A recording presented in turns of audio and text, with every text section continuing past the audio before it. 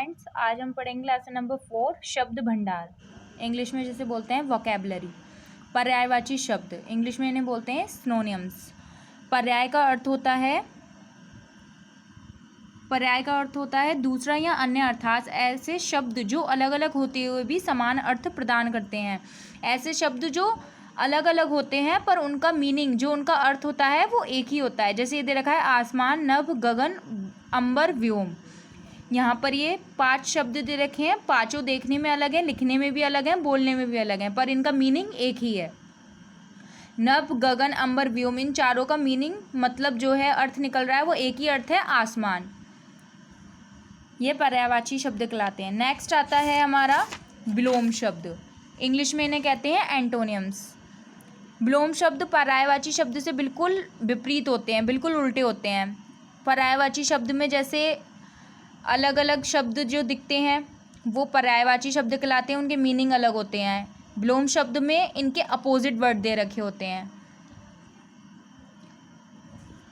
विलोम शब्द इन्हें विपरीतार्थक शब्द भी कहते हैं। जैसे गरीब, गरीब का अपोजिट वर्ड होगा अमीर। दुर्गंध, दुर्गंध का अपोजिट वर्ड क्या होगा, सुगंध। उल्टा अर्थ प्रकट करने वाले शब्द विलोम शब्द कहलाते हैं। नेक्स्ट आता है अनेकार्थक शब्द। अनेकार्थक शब्द में क्या होता है, जैसे कि नाम से ही लग रहा है अनेकार्थक, इसमें एक शब्द के कई मीनिंग होते हैं। जैसे ये शब्द दे रखा है बेल। बेल शब्द का मीन्स खाने वाला जो बेल होता है वो भी होता है, और इधर एक बेल और दे रखा है, ये इसको बोलते हैं पेड़। तो एक शब्द बेल एक ही शब्द है और दोनों का अर्थ, मीनिंग जो है वो अलग अलग है। नेक्स्ट आता है हर। हर का मीनिंग महादेव भी होता है, और हर का मीनिंग हल जोतने वाला जो हर होता है उसको भी हर बोलते हैं। तो शब्द दोनों एक ही हैं, बट दोनों का जो अर्थ है वो अलग अलग है। ये कहलाते हैं अनेकार्थक शब्द। नेक्स्ट आता है श्रुतिसम भिन्नार्थक शब्द, जिन्हें इंग्लिश में बोलते हैं होमोफोन्स।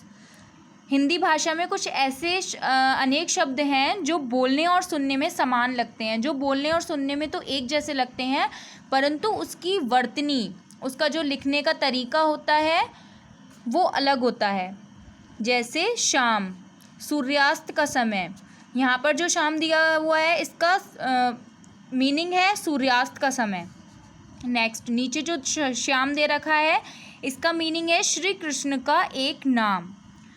दोनों में बहुत डिफरेंस है। शाम और श्याम सुनने में दोनों एक जैसे लग रहे हैं, पर लिखने में और दोनों का अर्थ अलग अलग है, इसलिए इसको भिन्नार्थक शब्द बोलते हैं।